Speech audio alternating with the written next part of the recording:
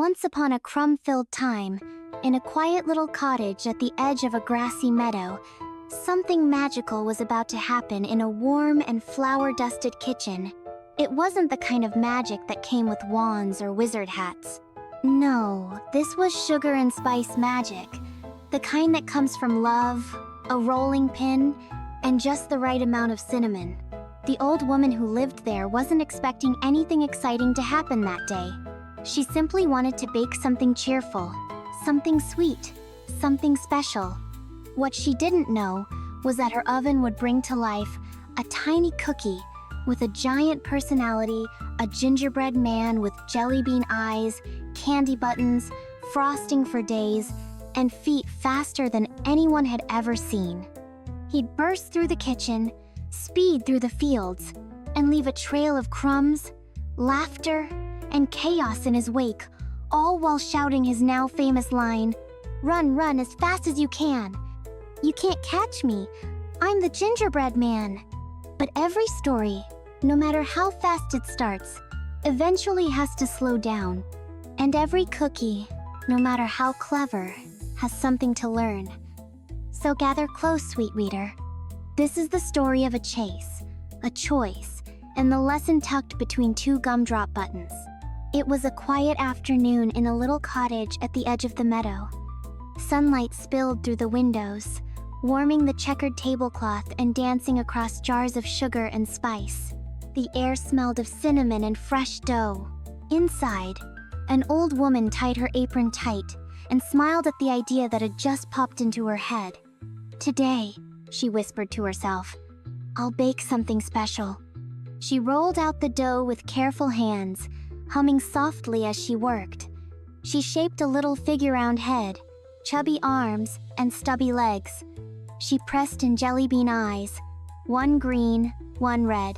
She gave him a wide, frosting smile, stuck on 3 candy buttons, blue, yellow, and pink, and sprinkled sugar like stardust across his chest.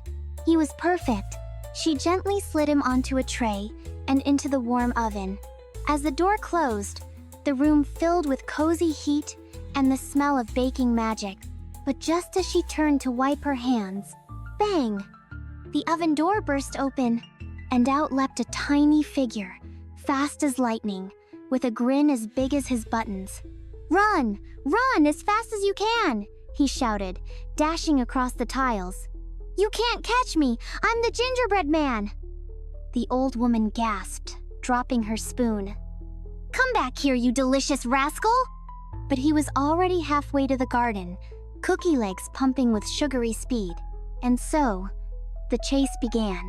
Out the kitchen door and into the bright green world ran the gingerbread man, his little cookie feet kicking up bits of dirt and sugar dust.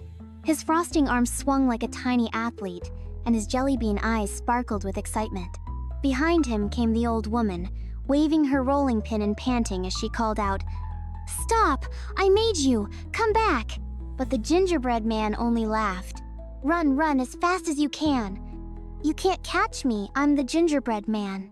He zipped through the garden gate, past rows of tulips and cabbages, leapt over a watering can, and bolted into the wide-open fields. That's when he met the first one. Standing in the middle of a sunflower patch was a plump cow in red polka dot boots. She blinked, then licked her lips. "Well now," the cow said, "you look mighty tasty." Without a second thought, she joined the chase. Mooing and stomping, the cow ran after him in her squeaky rubber boots. But the gingerbread man just giggled. "Run, run as fast as you can. You can't catch me, I'm the gingerbread man." He darted past her with a crumb trail breeze and didn't slow down. A little farther on, he passed a clearing where a graceful horse twirled and pranced in satin slippers. She was practicing ballet, eyes closed in elegant concentration. She opened one eye just in time to see a blur of ginger and sugar zoom by. "Hey!"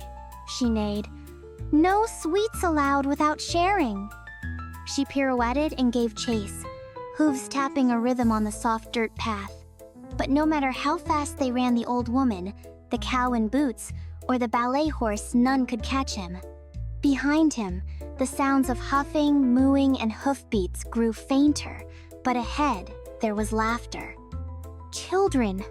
A pack of giggling kids, faces smudged with frosting, hands sticky with crumbs, spotted him in the field. There he is!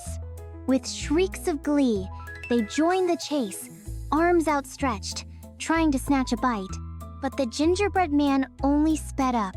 Run, run as fast as you can! You can't catch me, I'm the gingerbread man. His voice echoed across the hills as he raced through clover and daisies, a blur of icing and speed, leaving behind a trail of wonder and a whole lot of crumbs. The gingerbread man had never run so far, so fast, or for so long. His candy buttons jiggled with each step. His icing laces had started to crack. His jelly bean eyes darted back and forth. But still, he didn't stop. Behind him, the old woman wheezed. The cow's boots flopped. The horse stumbled from too many pirouettes, and the kids had collapsed into giggles and grass. But the gingerbread man? He was still going strong. That is, until he reached the river. It was wide and glistening, with water that flowed smooth as syrup. On the far side was freedom, no kids, no cows, no crumb-covered hands. Just peace. But he couldn't swim. His cookie arms weren't made for paddling. His frosting would melt. His gumdrop buttons would float away. He stared at the water, eyes wide with worry. That's when he heard the voice. Well, well, what have we here? Out from the tall grass stepped a sleek, red fox. His fur was shiny as fresh caramel, and his eyes glinted with something sharp. His tail swished like a ribbon in the wind. You look like someone who's had a busy day, the fox said, his smile curling like a candy cane. The gingerbread man backed up a step. I'm not tasty. I mean, I'm very fast. Very spicy, the fox chuckled. Relax. I'm not here for a snack. I'm here to help. You need to cross the river, right? The gingerbread man blinked. You'd help me? Of course, said the fox. Hop on my back. I'm an excellent swimmer. The gingerbread man looked behind him. The old woman was almost at the fence. The cow was tangled in flowers. The kids were recovering. Time was short. He hesitated, then climbed on. The water was cool.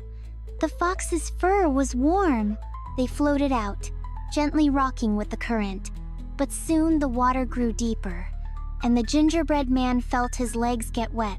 Climb up on my head, the fox said smoothly. We wouldn't want you to get soggy. So he climbed. Then the water rose again. Climb onto my nose, the fox said sweetly.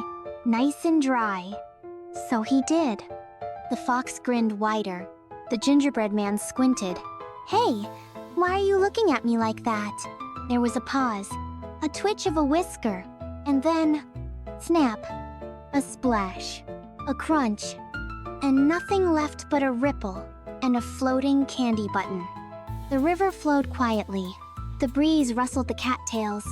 A frog blinked from a lily pad.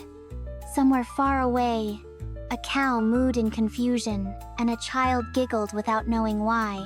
But on the surface of the water, nothing stirred, except for one small, colorful button drifting in lazy circles. The chase was over. The gingerbread man, with all his speed, sass, and sugary shine, had finally met someone faster, or rather, smarter. Back on the shore, the old woman stood in silence, watching the river with tired eyes. The cow sat on a patch of grass, boots damp. The ballet horse bowed her head, her tutu wilted. The children looked at one another, crumbs in their hair, questions in their eyes. Did he? One of them whispered. The old woman nodded gently. He ran too fast to see the danger. For a moment, nobody said a word. Then the smallest child, who had chased him the farthest, bent down and picked something from the path. A frosting dot, a single sprinkle.